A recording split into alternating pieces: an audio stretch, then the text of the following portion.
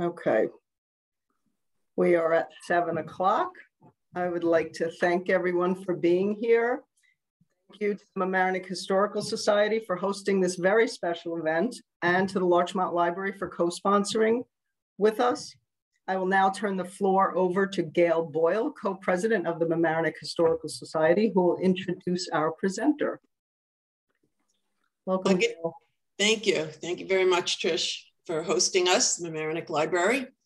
My name is Gail Boyle, and I am one of the co-presidents of the Mamanic Historical Society, and John Fritz is also here this evening.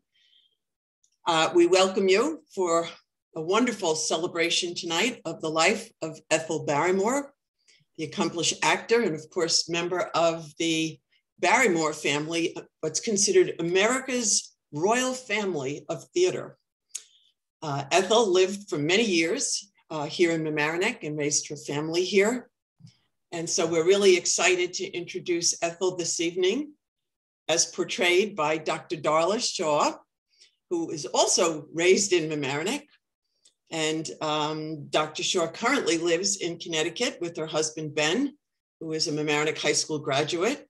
So we're thrilled to welcome her here to tell us about the life of Ethel Barrymore.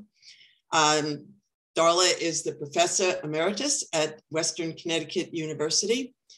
She supported literacy development in 13 third world countries and has spoken at literacy conventions, conferences in over 80 countries. Those of you who have had an opportunity to see Darla in action before, you know how she works. She immerses herself in the life story and writing and pictures and stories about a particular person who spent a part or all of their life here in the Larchmont Mamanic area, and then takes on that person's life and tells their story through their perspective. And it's a fascinating way to learn about someone. So tonight, we're going to learn about the life of Ethel Barrymore. John Fritz, the co-president, will monitor your questions during the presentation. So please enter them into the chat box. And at the end, we'll open it up for questions and any comments and whatever memories that people might have of their own experience with Ethel Barrymore and family. So thank you. And now, Darla Shaw, Dr. Darla Shaw. Thank you so much, Gail. And welcome, everyone. I am so happy to see so many people here. Yes, I'm Ethel Barrymore. I lived for almost 50 years in Mamanic, 1910 to 1959, Taylor Avenue, Shorehaven area of Rhinebeck. Oh my goodness, my home was magnificent. 19 acres overlooking the water, huge maple trees, oak trees, streams, wooded areas. There was a gazebo. There was a house for the servants. There were guest quarters. There were carriage houses and barns, and there were tree houses.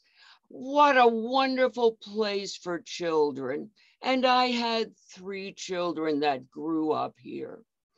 Oh, the house itself was huge. There were 6 bedrooms and there were fireplaces in every room. And oh, the hallways, they were like bowling alleys and wraparound porches and swings on the porch and hanging from the trees. I had a house in California, but it was not the same. My heart was here in Mamanic. And I loved it for so many different reasons. 2 of my children were born here. I wrote my autobiography here. I had a guest house that was always full of people. They loved Mamanic.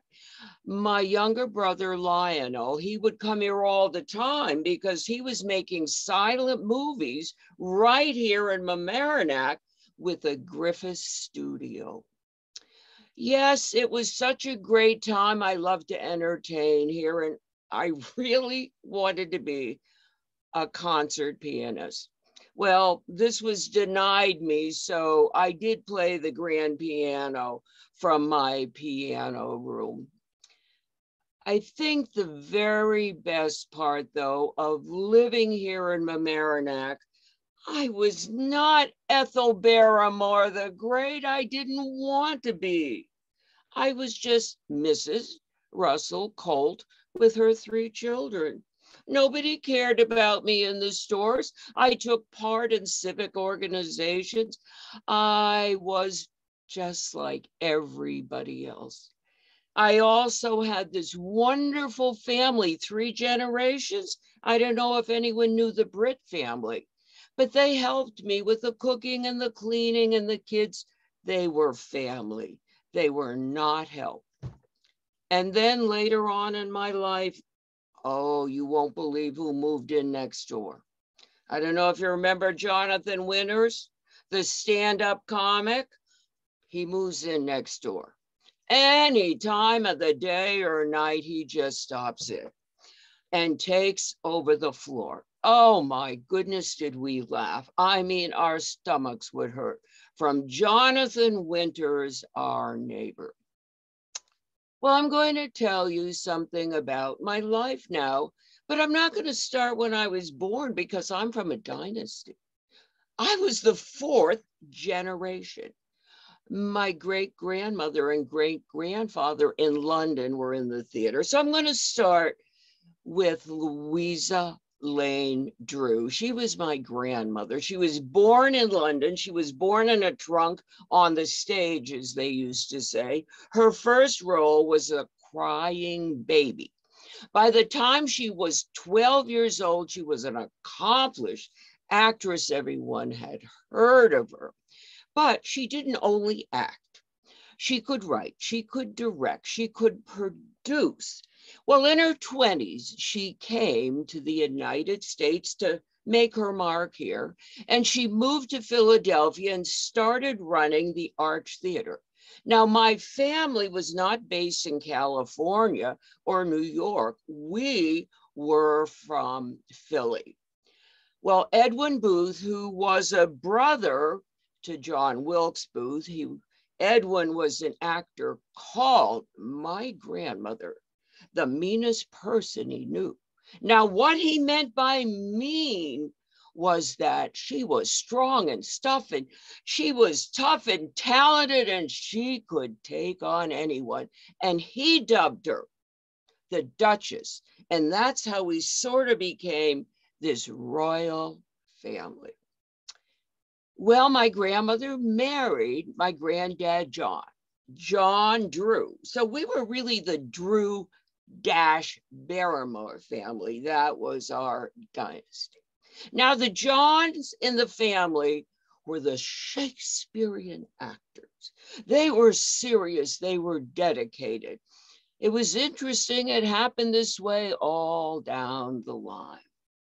I loved my grandma and my grandpa. They took care of us when my parents were on the road. I did not have a dysfunctional childhood.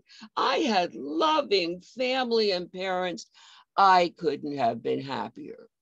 My grandmother and grandpa, they were a power couple. That's a term that goes way back. Well, my grandparents had 3 kids, Georgiana, Sydney, and John. Now, of course, John was the one that became the Shakespearean actor. Georgiana and Sydney, my uncle, Georgiana, my mother, were the comedic actors. Oh, they could do serious parts, but they had a sense of comedy and timing and could make people laugh and did many, many romantic comedies. They were wonderful.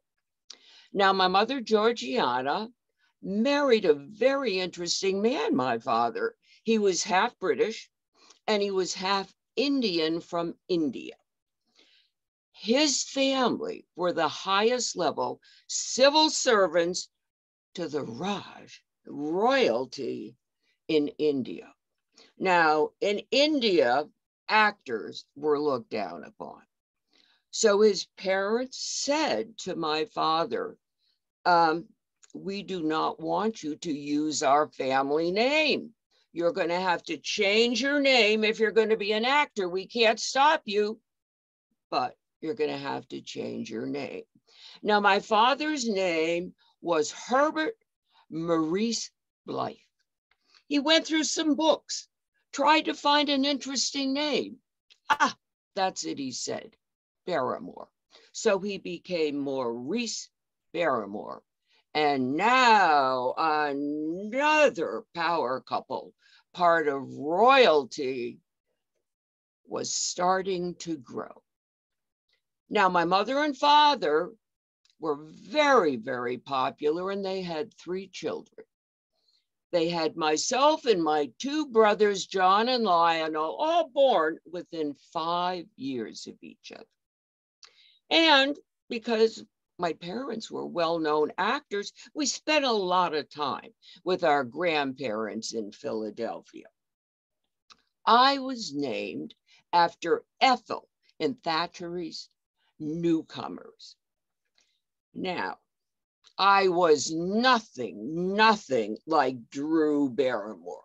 Drew is my grandniece. My brother John, that's his grandchild. Now, we all know Drew. Oh my goodness, she was born with charisma, personality, could act, could do anything, charmed everyone, was just a well-known, wonderful actress and still is. Oh, that was not me. I was shy, I was a loner, I was withdrawn. How was I going to be an actor? They kept telling me, don't worry, it's in your blood, it's in your genes, you're going to get it by osmosis. And I kept thinking, how is this going to happen?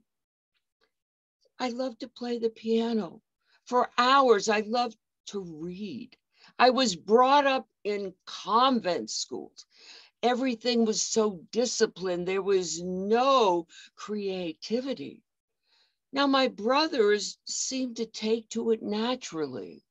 Oh, thank goodness for my Uncle John Drew. He kind of took me under his wings and helped me. I don't know if I ever would have made it if it wasn't for him. Well, every summer I would go to Staten Island and I would go to camp, and I had a great time until I was 11. They discovered at age 11 that I was a Drew Barrymore. There was a play. It was called Lady of the Camellias. They decided because of my background, I should have the lead. Oh my goodness. I couldn't believe it. I got through most of the play, but then I had to die. I don't know if you know how hard it is to die. The hardest thing there is to die with grace and be effective. I got to the death scene. I was so scared. I fell to my knees. I started choking and coughing and shaking and throwing up. They called the nurse. They stopped the play. They thought I had a bone in my throat. Oh, what a disaster. That was my first theatrical experience. Now, fortunately, I played that role, so many times throughout my life. And I wasn't naturally talented. I had to work at it. But boy, did I learn how to die. I could die better than anyone else. Different directors would say to their actors and actresses, look at this clip. I want you to watch Ethel die. She does it right. And it helped me throughout my career to know how to really die. Well, Uncle John put me in a lot of his shows.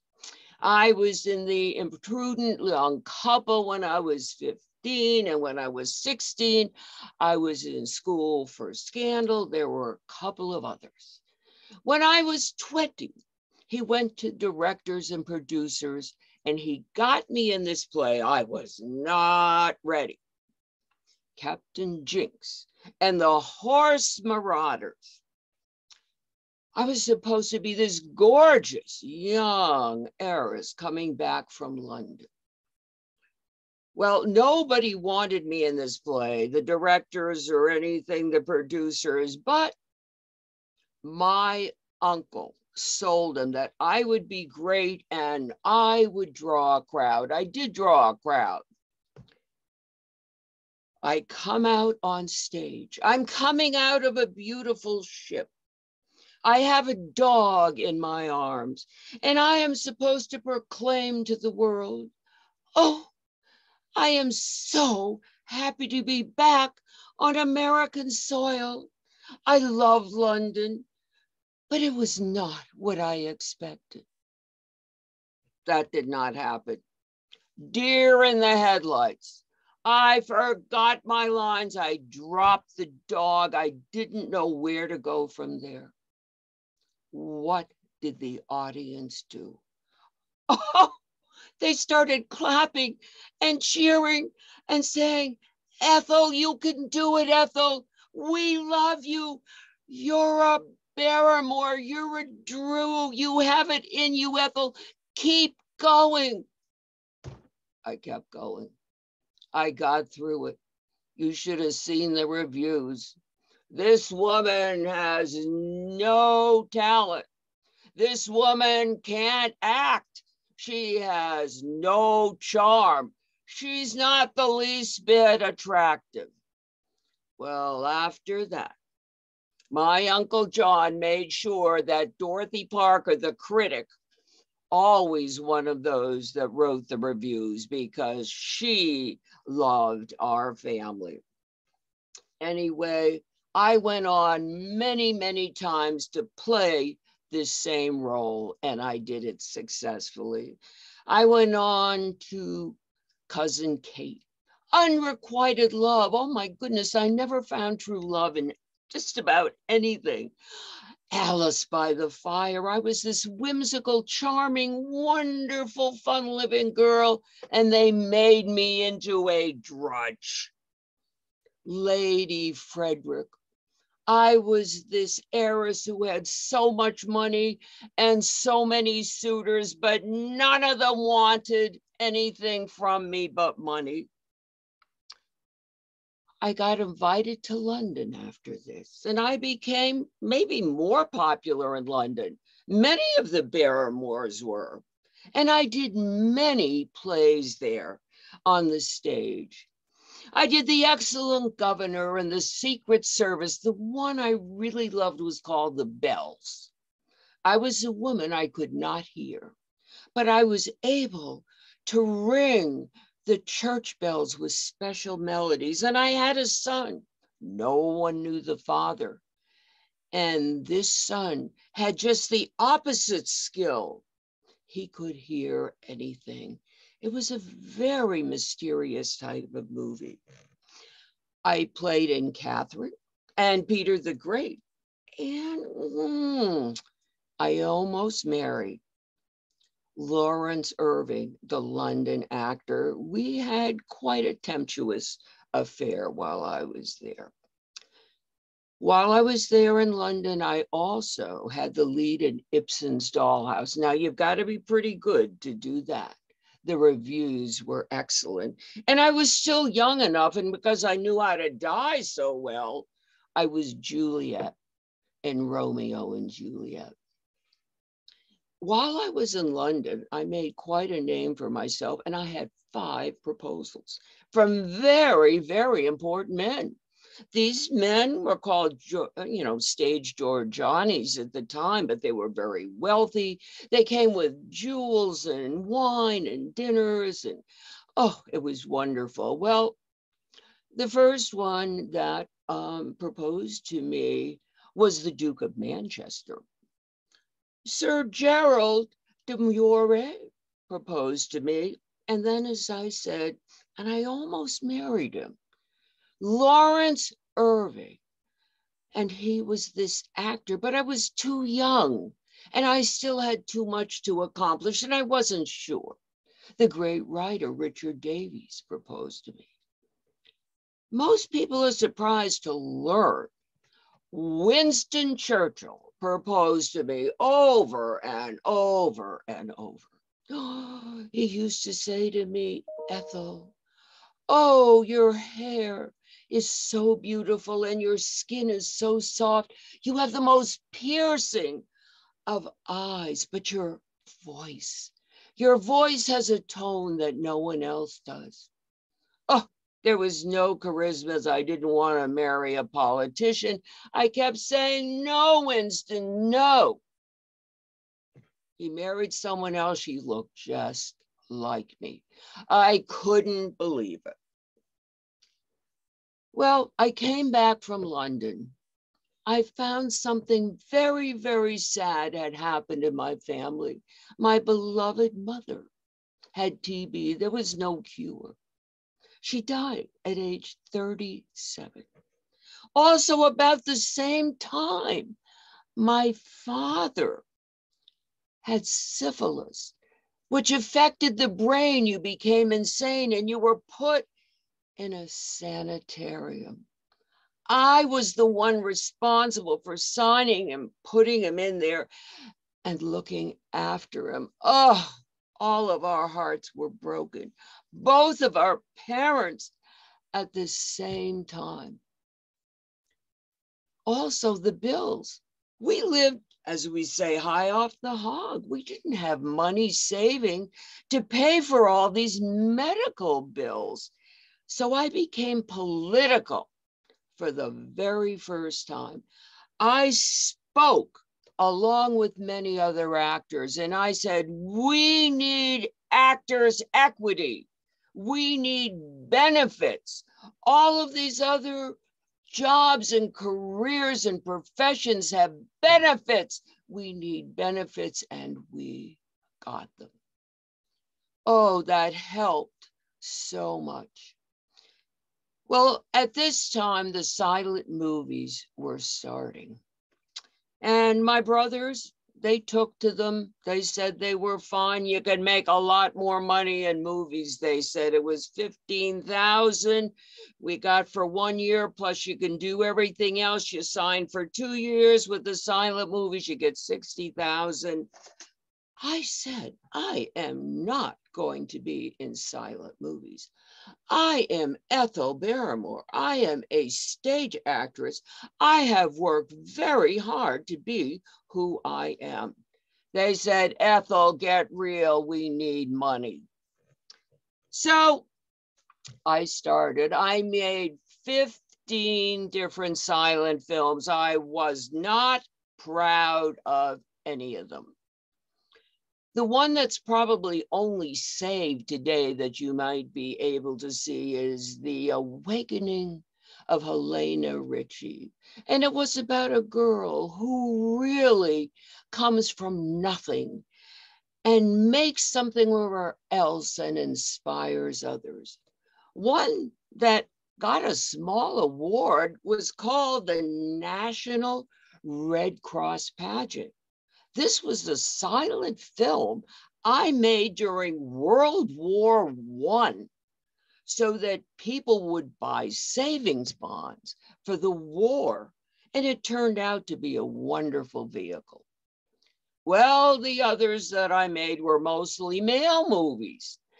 The woman was always, woe is me, oh, tied to the railroad, the train's coming, somebody's got to save her. Some of my movies, you can see, were very male-oriented.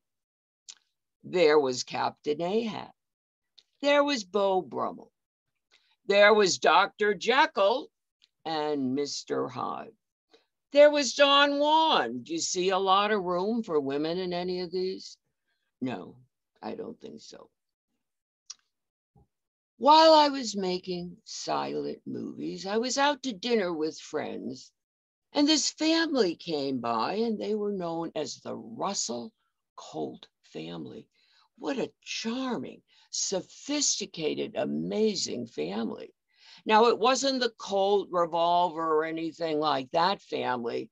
Russell Colt Sr. was in charge of U.S. Rubber.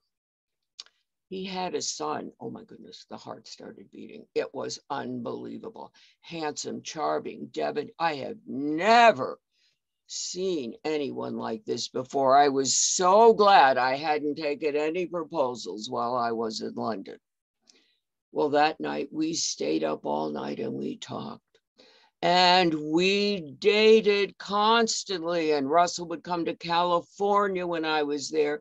He was always backstage, and after a year, big wedding at the palace, 500 people, all kind of celebrities. I thought I had died and gone to heaven. I really didn't have to be an actress. I had done it. I could be a wife and a mother. Guess what I got for a wedding present from the Russell family? The 19 acres in Mamanic with the amazing house. Totally furnished. I could not believe this was perfect for my family. Oh, I was so in love. I moved it in 1910, 1911. I had my first child. 1912, I had my second child. 1913, I had my third child. My children were wonderful. They were beautiful. They were smart. They were talented. The marriage was a tragedy. It was very, very short-lived. It was a difficult decision because I was such a devout Catholic. I knew I would never marry again. Should I stay with this man for the children? He said he really loved me. He was going to change. Or was I going out on my own? After much deliberation, I decided, Ethel, you're going out on your own. And I did. And I said to Russell, look, I don't care where you're going to get the money. He was supposed to have been a Wall Street banker, an inventor, have all sorts of money, but he was always womanizing, going to clubs and gambling. He really didn't have that much money. I said, I don't care where you get the money. Get it from your father. You are paying alimony for the 3 children. And I have the ability to work. And you do not have to pay me alimony. So by now, talkies were over, thank God. And I could go back on the stage. And what I could also do is I could be in the movies. Well, I started with talkies. My first talkie was called The Nightingale. Not too happy a movie. I was in a penal colony. Marauders had killed my parents, so for revenge, I killed them and ended up in a penal colony, changing that particular penal colony for good. I was then in The Raven, and this was based on a Poe story, and I did one Western. It was called White Oak. One Western was enough for me. Then came the Klondike Adventure. Well, I guess you would say this was my musical. It wasn't much of a musical. I was a saloon dancer. I cannot dance. I can kind of move. I cannot sing. I can kind of carry a tune. But in the Klondike, the saloon dancers weren't that talented. So I was perfect for the role. And it was really fun. Then I became a gypsy in Call of the People. And Lifted Veil. I was a woman from the Mideast with much intrigue, almost like a Mata Hari. Loved that type of role.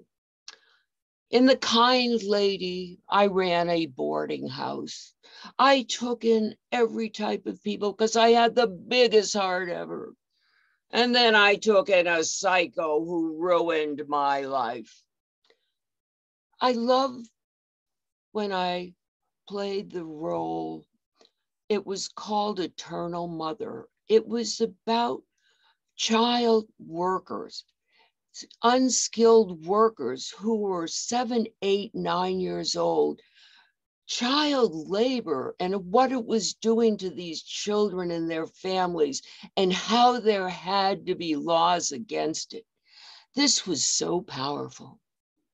Then there was the American widow and the traumas that American widows go through. And Rosemary, the tender-hearted Rosemary.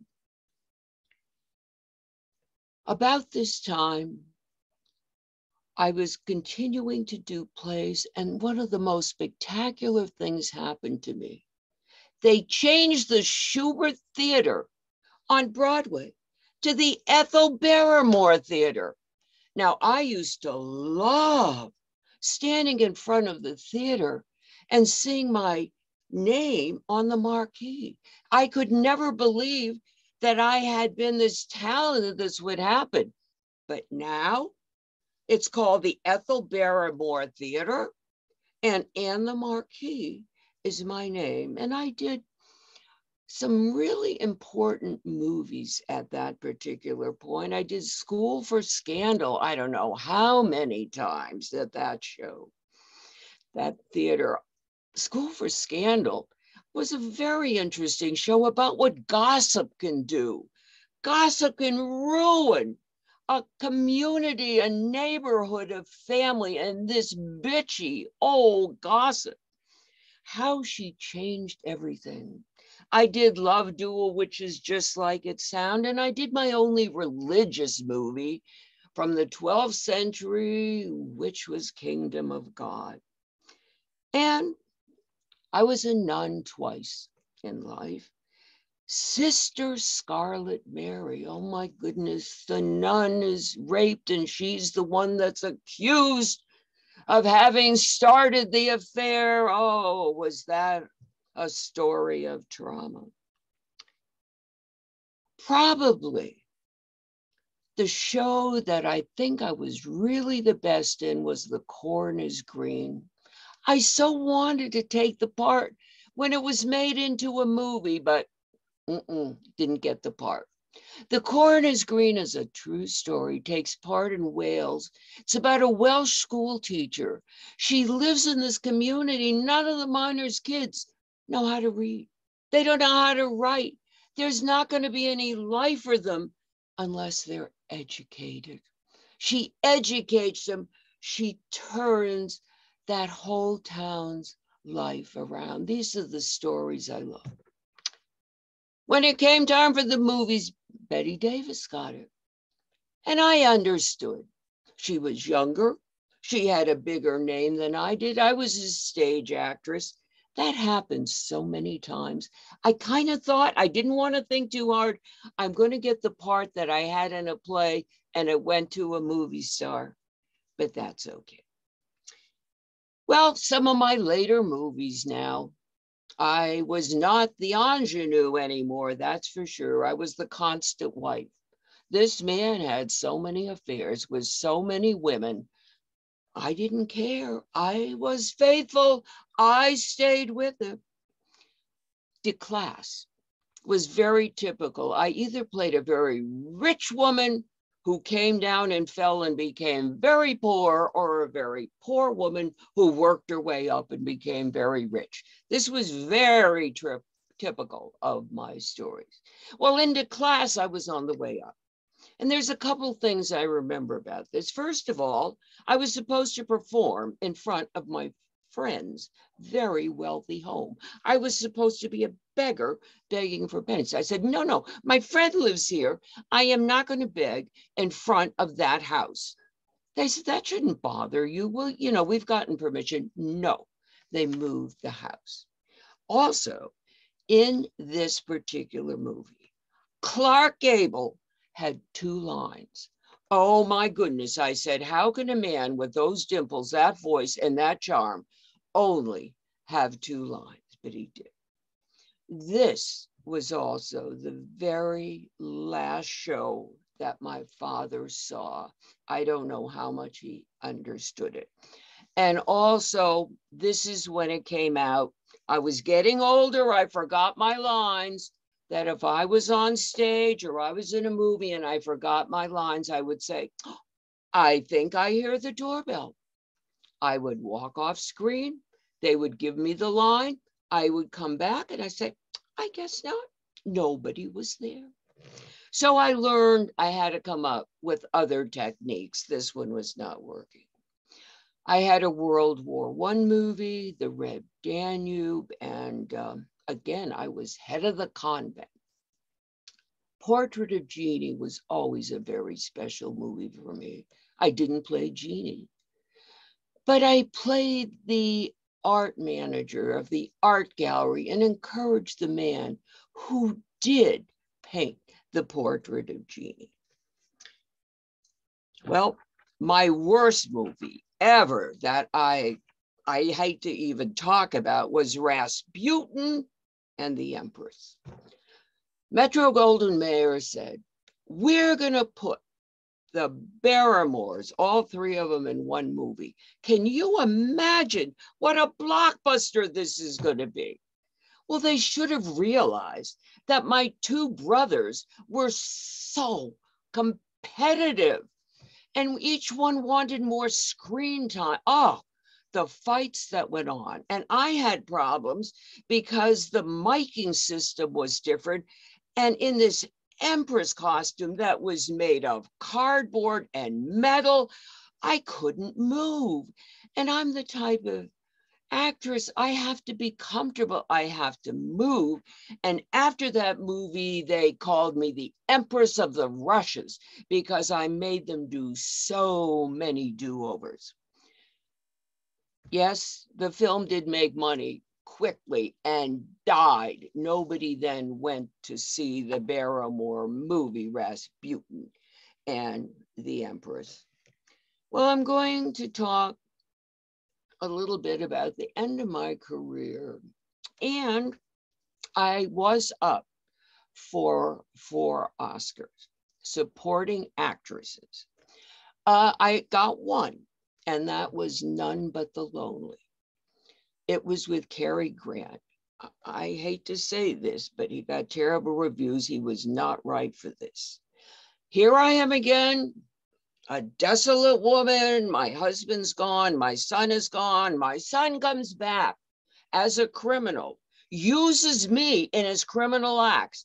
I don't realize it.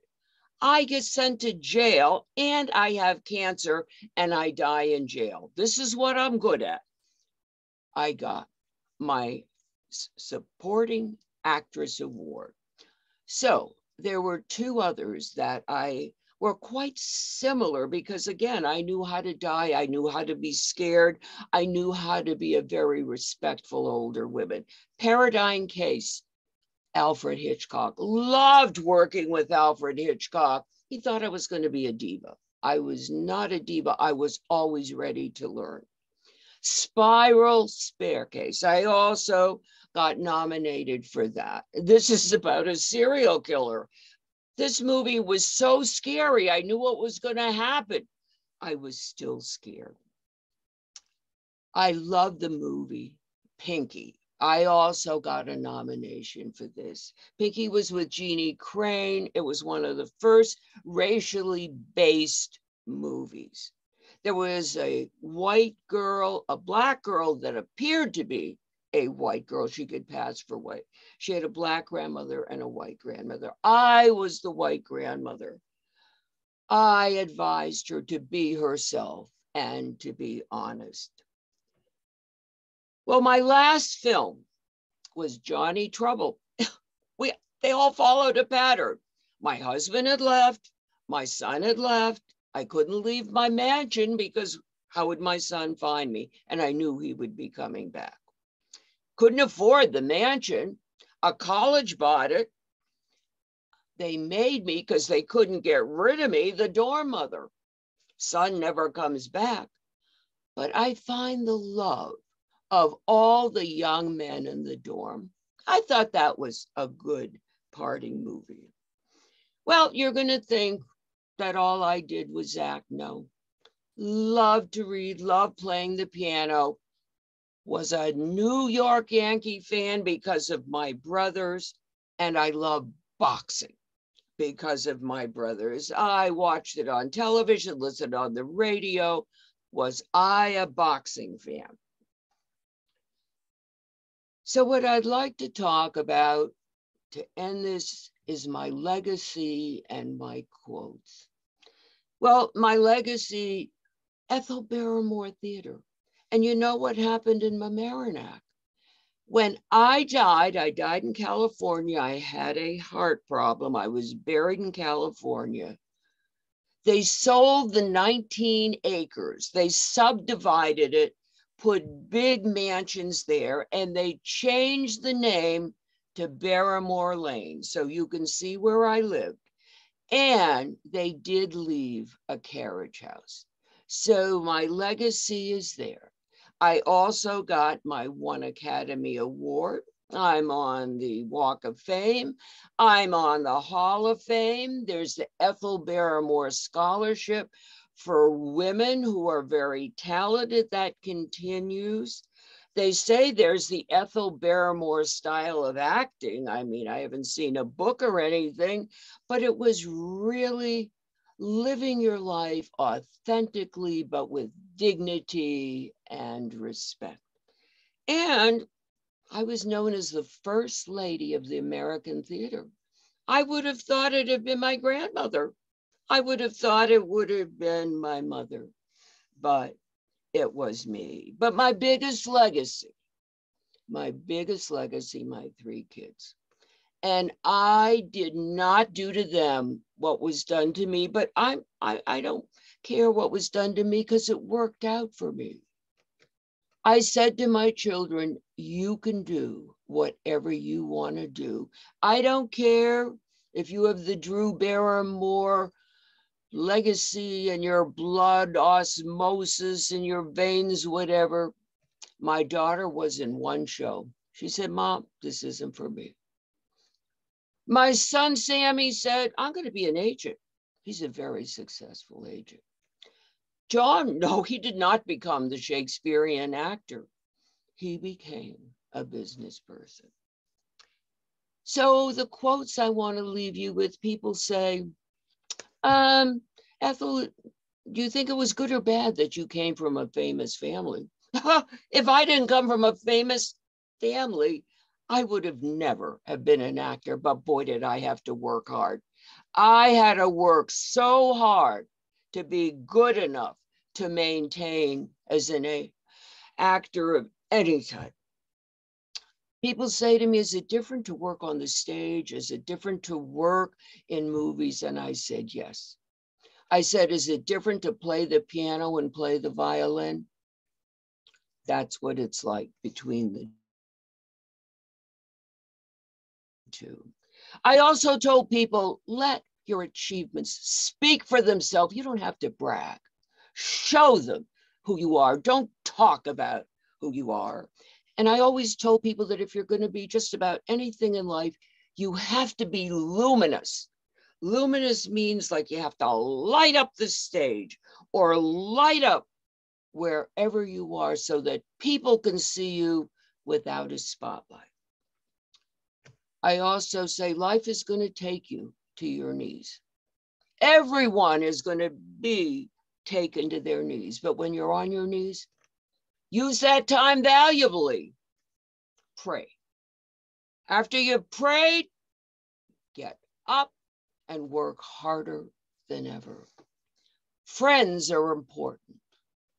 Oh, both Audrey Hepburn, Katharine Hepburn were such good friends of mine. Helen Hayes spoke at my funeral. I treasured my friends. And I always said, make your friends before you need them, because they're not going to be there otherwise. And I always said at the very end of everything, that's all there is. That's it, folks.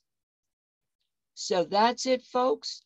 I'm going to have questions, and John Pritz has put together a nice slideshow for us. Thank you so much.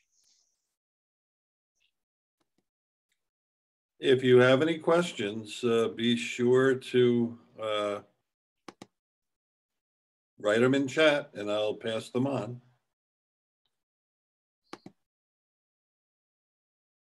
Okay.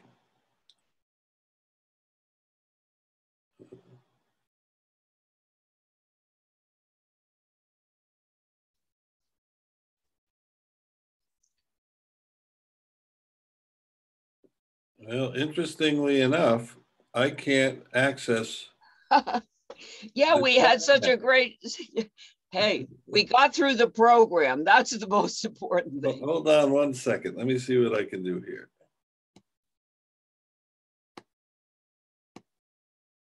It's in the lower left-hand corner, John. Not when I'm sharing the screen. Okay. It doesn't show. That's the problem.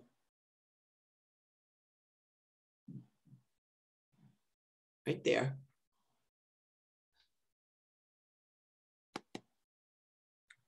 No, move it over a little bit.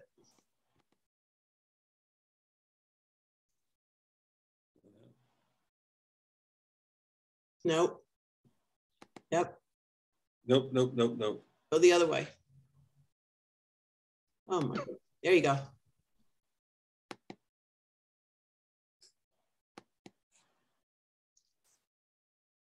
I talked about her. This was Captain Jinx. This was the first one where she wouldn't come down the gangplank.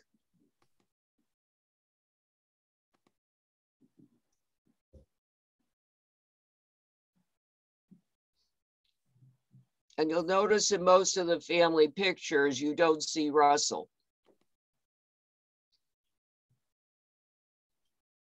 You see the piercing eyes. This is what Winston Churchill focused on. And she said, "I'm not a great beauty. It certainly helps makeup and costumes."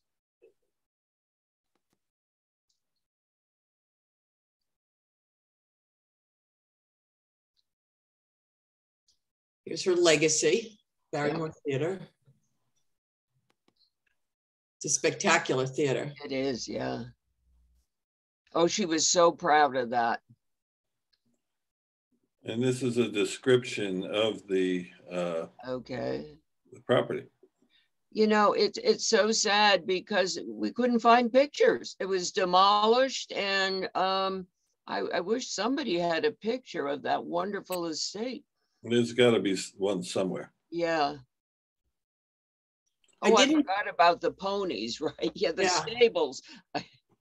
Well, I did find pictures of the kids on ponies, but it didn't credit that they were actually her children on the ponies. Oh, I see. So it didn't seem right to include those. Well, let me get to some of the questions that happened. Any pictures of the house of Mamanic? No, sorry. Jennifer Redman said, "I'm writing Diane Barrymore's biography and would love any stories about her from Ethel, as Jack would say." And she actually, in some of the questions that were on chat, answered them. Oh, great. Yeah.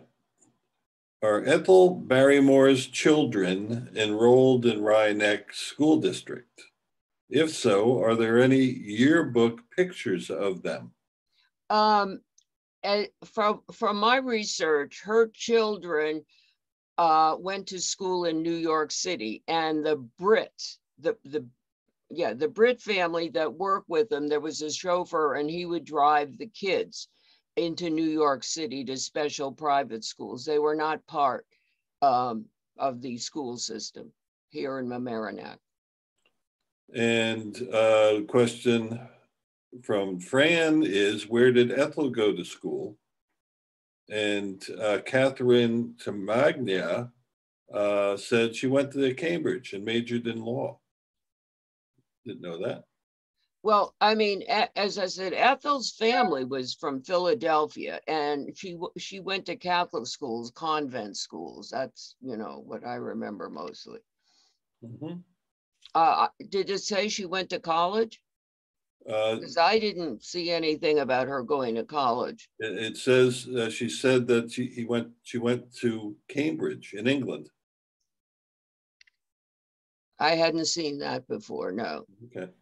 She might have acted. She spent a long time. She might have taken classes. I never saw she got a degree, and I don't know how she would have had time. I mean, she was constantly performing when she was young. Right. Is there a Barrymore family burial plot?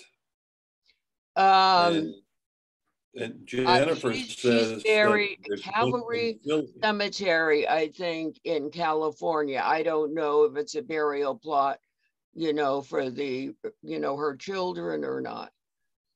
Right, but Jennifer said that there's a Drew plot in Philadelphia. Right, right. Okay. Yeah, they were a very important family in Philadelphia. Do we know what church Ethel went to when she was living in Mamanic? No. No.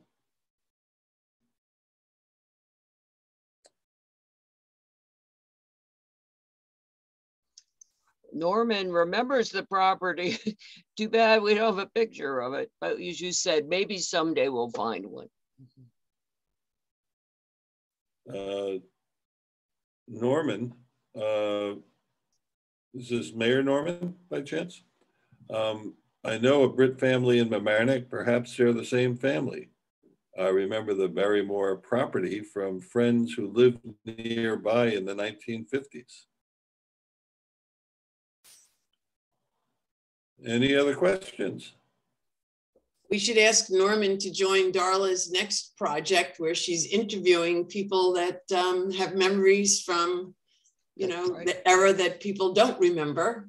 So anyone in their like 70s, 80s, and 90s that have lived in town and have stories.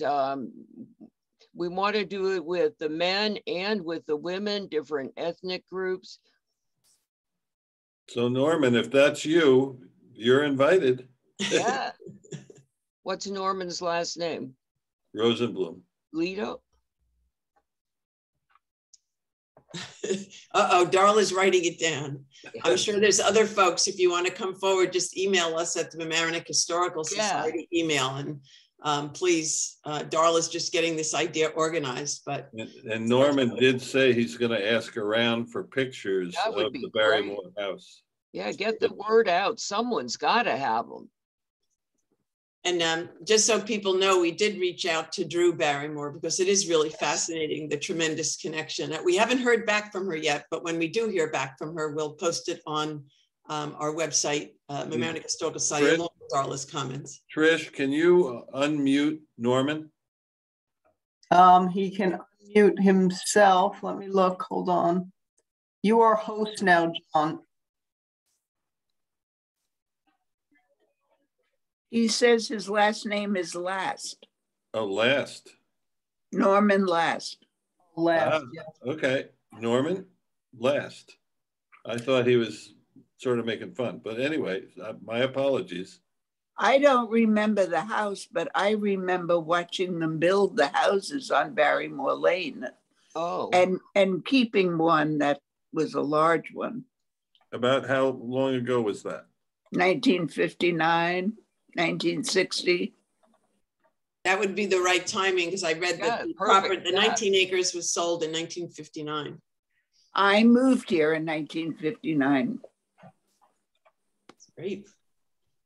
I think you need to join the storytellers.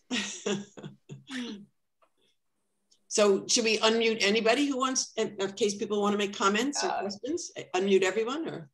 It was wonderful, Darla. Thank you so much. It was fun doing the research on her. I knew really so little about her. You know, I just always felt that she was this self-confident, outgoing, charismatic person. I didn't, you know, realize how hard she had to work at it, or her life was difficult with her parents and her marriage and all kinds of things. And Fran, to answer your question, yes, there is a mailing list. What you should do is contact us at Mamanic History gmail.com. Just email us at that address and I'll give you the information.